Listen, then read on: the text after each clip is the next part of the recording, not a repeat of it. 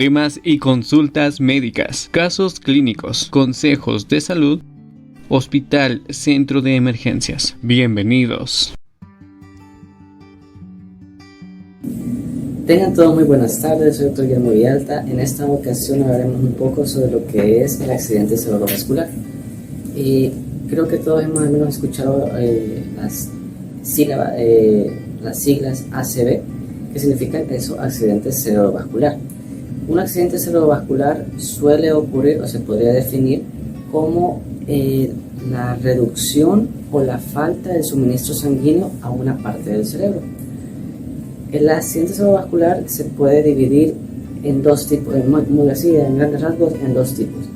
El accidente cerebrovascular hemorrágico y el accidente cerebrovascular isquémico o transitorio. Ambos se consideran emergencias médicas, es decir, al nomás notar síntomas o ver que el paciente se nota alterado, debe ser evaluado y ya sea por un médico, ya sea particular o en el área de emergencias de un hospital.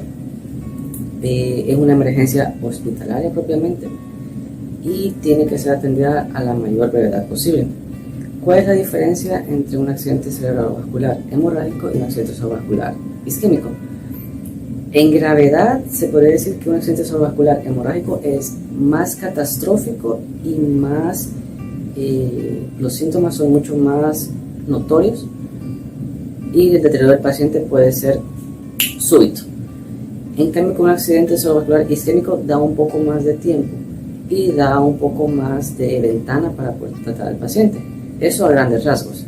Hablamos de un accidente cerebrovascular isquémico. Se podría decir que es cuando una parte del cerebro, el riego sanguíneo se ve disminuido,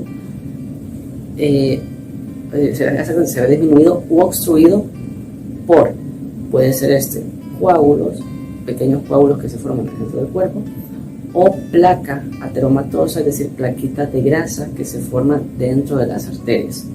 Esas son las principales causas por las cuales se puede presentar un accidente cerebrovascular isquémico.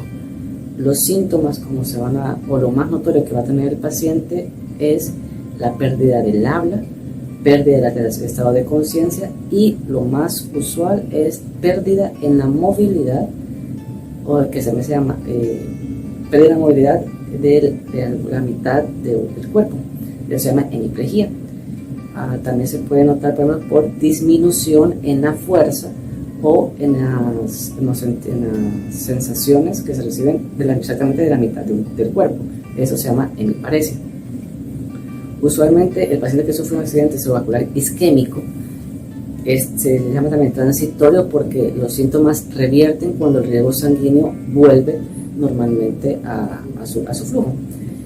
Tenemos que entender también que el cerebro es un órgano que es sumamente demandante de oxígeno y de azúcar, por ende también de nutrientes. Por lo tanto, cuando queda sin su riego o llega a quedar privado ya sea de oxígeno, azúcar o nutrientes, por un periodo, por muy corto que sea, suelen haber alteraciones, las cuales se manifiestan como ya hemos mencionado antes: pérdida de movimiento o funciones de la mitad del cuerpo, pérdida en poder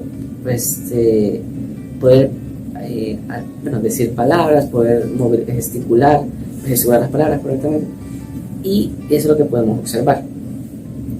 Lo principal y lo que se hace básicamente en la unidad de emergencias cuando llega un paciente que ha tenido un accidente cerebrovascular isquémico, ese paciente por lo general siempre está consciente, pero no responde a los estímulos como debería de ser. Usualmente él no pierde, la vista no la pierde, el paciente está consciente propiamente de lo que le está pasando, pero siente a veces miedo, siente angustia, porque él quiere comunicarse, quiere poder transmitir lo que le está pasando, pero las palabras no le salen o no las articula como debe de ser. En la evaluación consiste, lo primero es pedirle al paciente, eso pueden hacerlo inclusive en casa, pedirle al paciente que sonríe, ya que cuando hay alteración, por favor sonríe, enseñar los dientes. Y un cerebro que tenemos el riesgo normalmente, podemos hacer el gesto de sonreír normalmente. También fruncir el ceño, que estas son las formas en las cuales podemos movilizar los músculos. En cambio, un paciente que ha sufrido un accidente cerebrovascular isquémico tiene incapacidad para poder hacer estos actos tan sencillos, ya que como la mitad del cuerpo una parte del cerebro ha quedado sin su flujo y sin oxígeno, se dificulta mucho hacer las conexiones nerviosas y poder transmitir la orden desde el cerebrito hasta el resto del cuerpo. Estas manifestaciones suelen ser reversibles y hay un periodo de ventana para poderlo hacer. Se maneja que usualmente son de 3 a 6 horas el tiempo mínimo, y se puede extender un poquito con mucha suerte y mucha fe también, de 9 horas, que es como que el periodo máximo al que uno podría actuar. Es decir, que las consecuencias pueden ser reversibles hasta cierto punto, ya que si el cerebro pasa demasiado tiempo, o una parte del cerebro pasa demasiado tiempo sin oxígeno, este empieza a morir y las funciones que se tienen, al menos en esa sección del cerebro, muy difícilmente pueden volver a regenerarse o a volver a su estado anterior, antes de que suceda el accidente cerebrovascular. Eso es con el isquémico. Con el accidente cerebrovascular hemorrágico se puede definir cuando una parte del cerebro, el suministro de sangre, se ve cortado, ya sea por una arteria se rompe, que podría deberse a un aumento de la presión súbita, traumatismos, golpes, o a una diabetes muy mal controlada. Puede hacer que los vasitos se vuelvan demasiado frágiles. Las aneurismas también pueden provocar accidente cerebrovascular, en las cuales el vasito, o sea, la arteria se rompe y la sangre empieza a fluir de forma incorrecta, o la forma que no debería de ser, en el tejido cerebral, lo cual también lo priva de oxígeno y nutrientes. Por ende, esa parte tiende a verse afectada por la falta de esto mencionado anteriormente. Sumado a esto, la sangre suele ser muy irritante al caer directamente sobre el tejido cerebral y afecta también al cerebrito. Por ende, también tiende a disminuirse las funciones. Los síntomas suelen ser mucho más bruscos. El paciente, por lo general, viene casi en un estado de alerta disminuido, no suele responder, y las funciones del lado que ha afectado se ven casi que completamente abolidas, es decir, están ausentes. ¿Cuál es el método de diagnóstico para cualquiera de los dos accidentes cerebrovascular? Pues el método de elección siempre será el TAC cerebral o la tomografía axial computarizada. Esto permite dar un vistazo será un vistazo de primer momento de formación del tejido cerebral. Se puede observar perfectamente qué arteria es la que está obstruida o la que se ha roto, y por ende qué parte del cerebro es la que se ha visto disminuida en cuanto al oxígeno. También se puede utilizar, esa es la tomografía simple, y se puede utilizar con los medios de contraste. Esto se utiliza un medio que se inyecta en vena, que sirve para poder visualizar de mejor manera los vasos, los vasitos, sean arterias y venas, y el tejido cerebral sano, y igualmente aquel que se encuentra comprometido o que ya está muerto o privado de oxígeno. También se puede utilizar otro método de estudio que se llama resonancia magnética cerebral, la cual consiste y se ve de mejor instancia y mejor detalle el tejido cerebral sano y aquel que ya se ve comprometido o dañado. Esos serían los métodos de gold estándar y los principales para poder diagnosticar o catalogar un accidente cerebrovascular. Entre los otros estudios que se hacen son el hemograma, estudio de química sanguínea, ya que para poder detectar un paciente que sufre uno de estos eventos de improviso, porque suelen ser improvisos, casi nunca dan aviso, suelen ser súbitos, el paciente está bien, al momento ya se ve deterioro, entonces al momento de tomar la química sanguínea puede verse, que es un paciente que previamente estaba sano, poder indagar o buscar factores que han llevado a que se dé este accidente cerebrovascular. A eso ya hemos hablado sobre lo que es accidente cerebrovascular, el método de diagnóstico, y vamos con tratamiento. El tratamiento va a depender propiamente del tipo de accidente cerebrovascular. Usualmente cuando es un accidente cerebrovascular isquémico se suelen dar anticoagulantes, por ende para que el flujo de la sangre esté un poco más diluida o un poquito más ralita, por así decirlo, y esta pueda circular y llegar hasta la zona que se ve afectada. Se pueden utilizar, eso es lo principal, es el gold estándar. Y también en el caso de accidente cerebrovascular e hemorrágico, ahí están completamente contraindicados los coagulantes. No se puede, ya que ya tengo una arteria o un vasito que está sangrando, y lo que yo necesito es parar ese sangrado y evitar que esa sangre se siga perdiendo. Por ende, los anticoagulantes están completamente contraindicados.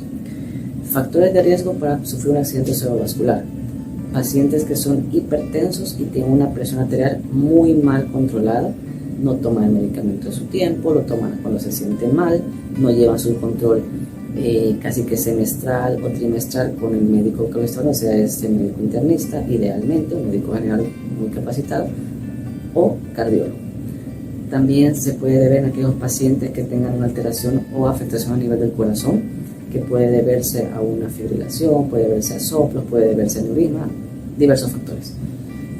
El paciente que es diabético y no tiene controlada el azúcar son predisponentes, son candidatos a que sufran un accidente cerebrovascular, ya sea hemorrágico, sea isquémico, en algún momento de su vida, si no tienen un control adecuado. También aquí podemos diagnosticar, podemos ver también en pacientes que abusen de alcohol, de alcohólicos crónicos, pacientes que padezcan de hígado, pacientes que padezcan, en algunas ocasiones que padezcan de riñón, pacientes renales, y también aquellos pacientes que abusan o sobreabusan del uso de anticoagulantes, ya que estos, tomamos por ejemplo la aspirina. El efecto de la aspirina usualmente, si yo me tomo la aspirina hoy, el efecto de esa aspirina dura 7 días. Por ende, aunque yo deje de tomar la aspirinita hoy, el efecto que va a provocar la última aspirina que yo me he tomado va a perdurar por 7 días más. Por ende, si yo abuso de ella puede provocar que la sangre no me coagule como debe ser, y se suman otros factores y yo pueda padecer de un accidente cerebrovascular hemorrágico repentinamente. Eso es lo que tenemos en cuanto a factores de riesgo. Tratamiento habíamos mencionado que va a depender del tipo de accidente que se presente, y para la prevención de las secuelas hay que quedar claro que el más catastrófico es el accidente cerebrovascular hemorrágico que el isquémico. Ambos son importantes, pero en cuanto a las secuelas o las lesiones que queden, el hemorrágico suele ser un poco más agresivo y un poco más grave.